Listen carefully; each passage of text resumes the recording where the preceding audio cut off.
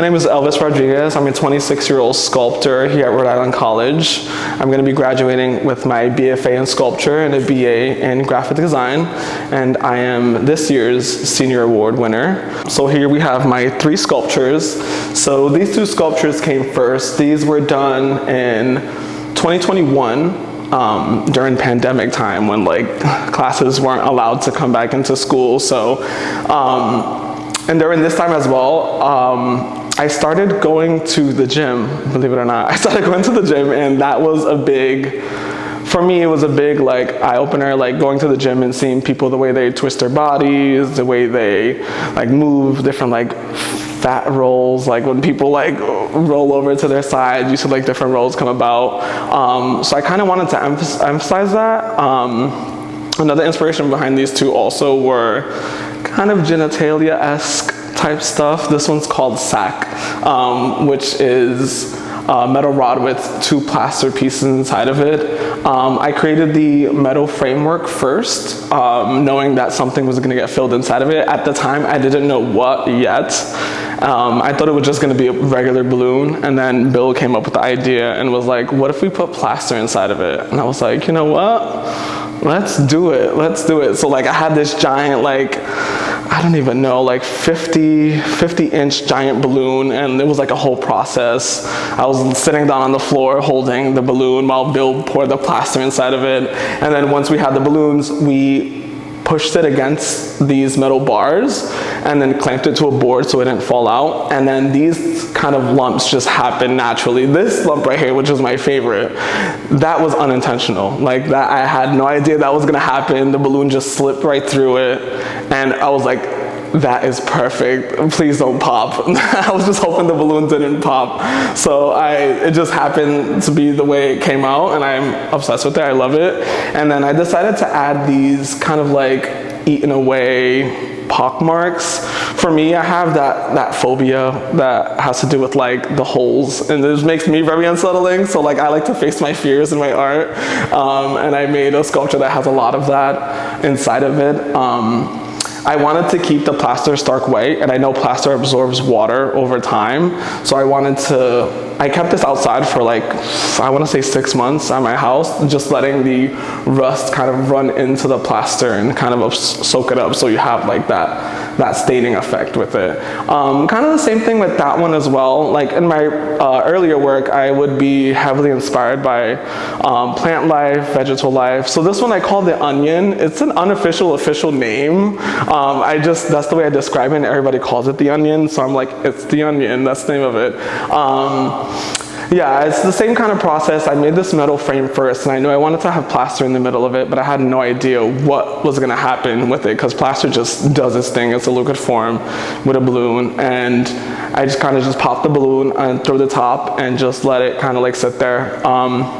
I really wanted it to have this kind of contracting effect towards the bottom, kind of like a waist, like a corset or waist trainer will contract the body.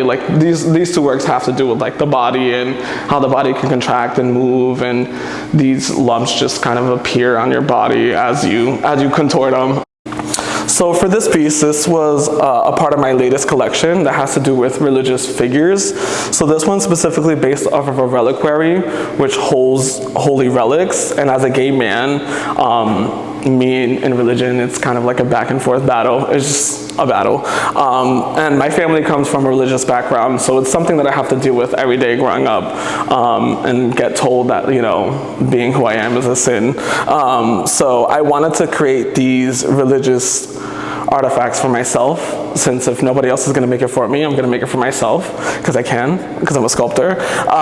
So during this time, I had a full-on mullet going on. That was the longest my hair has ever been at that time. I loved my hair a lot. It was one of my favorite attributes of myself that I had at the moment, and I was like, I have beautiful hair, I love my curls, why not encapsulate that? So I cut off a piece of my hair and put it into this reliquary that's housing my hair, and then I wanted to create this magnifying glass, so when you look up to it and get close to it, you can really see the details of the hair. A thing that keeps coming up, that's a joke, everybody keeps saying, is that a white hair? And I'm like, it's not a white hair, it's not a white hair. But maybe that's what they see. That's the whole point of like the magnifying glass, is to get up close and personal. Because usually with reliquaries, they're really little and they require you to go up as the movement. There's no magnifying glasses, you kind of have to look for yourself, but here I kind of wanted to emphasize the piece inside. And I feel like it's a part of the process of viewing my work. I feel like if you didn't look into the magnifying glass, you didn't see my work the way I wanted you to see it. So that's why I kind of wanted to include that, and I wanted to like emphasize that. Yeah, so like all my works, the different collections that I do, I tend to base them off of like phases of my life. Like this was like when I went on my fitness journey phase and I was exploring that. This one was more of like my hair journey, and then kind of like experimenting with like my family's religious background. And I just wanna, you know, I just wanted to make something that kind of looks, it kind of looks scientific at the same time, but yet like a little religious. So yeah, that's the reason why I created these pieces. What's next? Right now I'm creating I'm kind of continuing on with the religious stuff. I'm using like kind of like Gothic archways, rosaries, red velvet that I'm using. So I'm starting to put a little bit of color back into my work. In my earlier works, I would use color, but I would not use it in the right way. I would kind of just overdo it, and I was kind of bad at that. So I'm like, now let me just find simple ways to add a color back in there. So now I'm using like red velvet. I definitely want to go into I want to go into a different route, possibly experiment with the whole pain and pleasure situation. Because at my job, right now I work at a leather BDSM bar. So for me, it was a very big culture shock to see all that going on, all these demos, people getting tied up, whipped, flogged. So I'm like, that's something that's like very interesting and like kind of like a masochistic way, like pleasure equaling pain, and it's like a kink. So like that was a culture shock to me. So I'm like, I want to take this idea and show it off to the art world, or like, I guess since that's not, you don't see that too often in like regular life. So now I have classmates that's like, oh, I want to go to your job and see all that happen, because it's really interesting, because it's something you don't see every day. So it's kind of like a subculture that you see, and I'm in it, so might as well just show it off since I'm already there. So one of the biggest things that I've realized is that not to be a successful artist, but like to create a name for yourself as an artist, you have to create, even no matter what medium you're in, you have to create a brand for yourself. Like you have to have something that stands out and that you remember time and time again.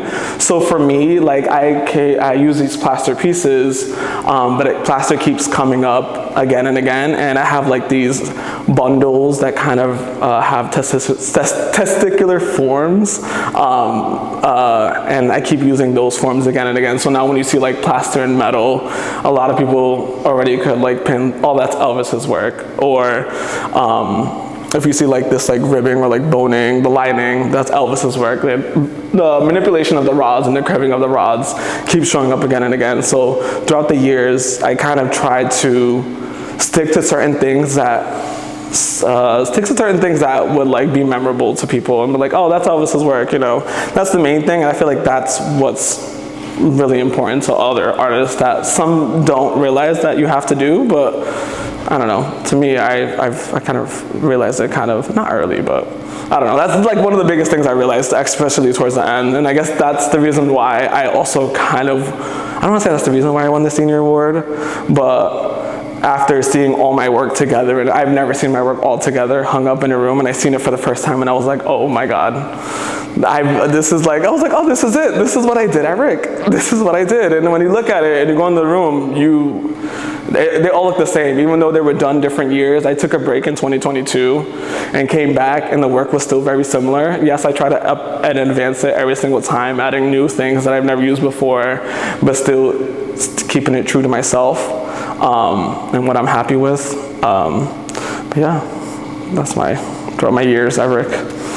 My work is on view at Bannister Gallery at Roberts Hall through May 17th. You can come see my other sculptures at view at the Chazen Gallery throughout the summer in Alex Anani Hall.